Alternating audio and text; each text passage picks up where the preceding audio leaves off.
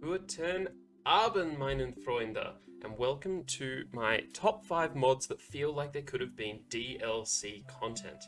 By DLC content, I mean something that feels like Concerned Ape could have put it in the game himself, but instead, we've got a couple of mod creators who have done it for us, and these mods just sink seamlessly into Stardew Valley and feel like they could have been there from the beginning. The first mod that we are going to look at is a reskin mod for our animals. It's called Ellie's Barn Animals and Ellie's Coop Animals, and we're going to take a quick look at the base animals in the game, and then I'm going to give you a little sneak peek on the late game animals that you can unlock.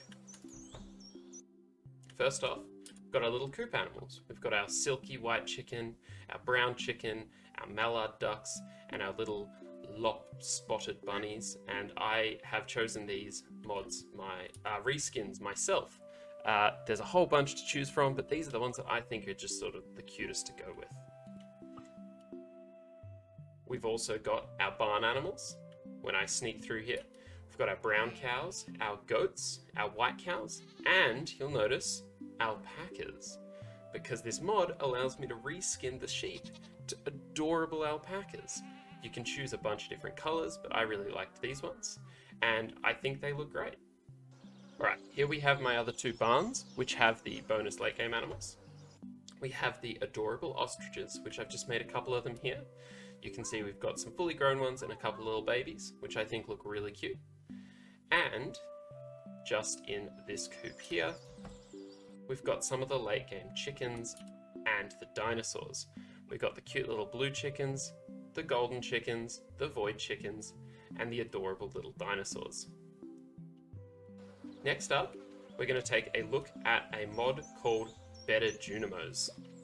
Now, over here you can see we've got our Junimos doing their normal little harvesting. You see they've harvested this giant area, which is roughly the maximum you can get Junimos to do in the base game. What you can do as a bonus with Better Junimos is you can do a couple of little things like increase the radius that they can farm, increase the amount of Junimos that are out, and increase their speed.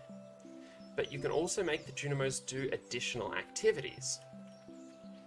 So, I've got this little setup over here, and you notice we've got a couple of pigs. And normally, we would have to come over and pick up all the truffles. So now, we can make it so that the Junimos come out and harvest the truffles themselves.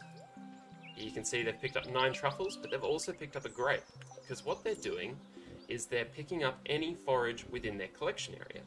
The things you can do to balance this mod to make it feel like it's really in the base game is you can actually have to pay the Junimos to make them work.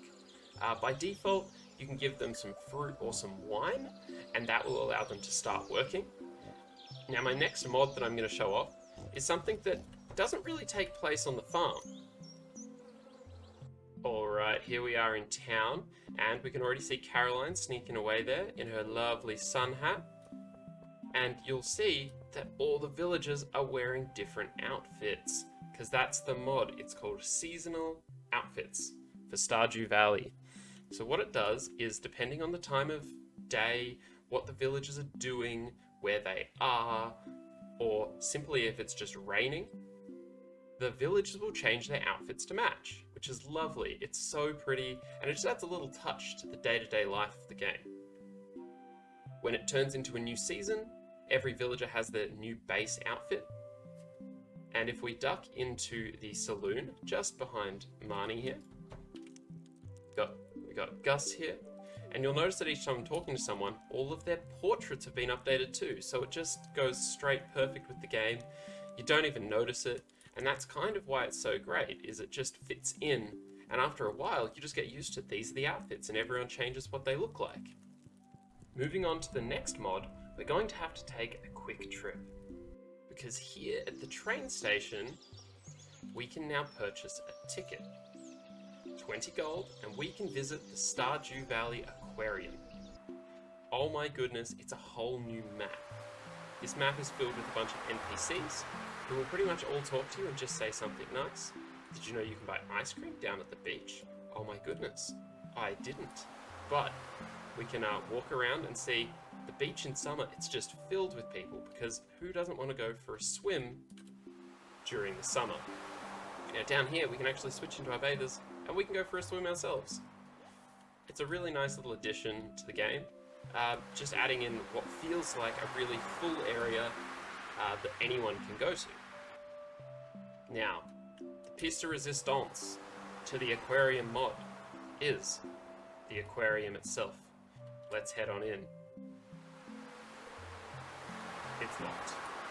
Alright, we're back here at the beach, ready to go into the aquarium on the correct day. Inside the aquarium, we have the Curator. And the Curator will be the person who accepts all the fish that we donate. Because finally, there's a reason to catch the fish and keep them, and have them on display. What it has is custom tanks for every fish in the game. But as you donate fish, they fill up. Now there's none in here right now because I haven't donated any, but let's donate a couple that I've prepared. Oh, what are these fish? We've got the angler, the glacier, the legend, the mutant carp, and the crimson fish.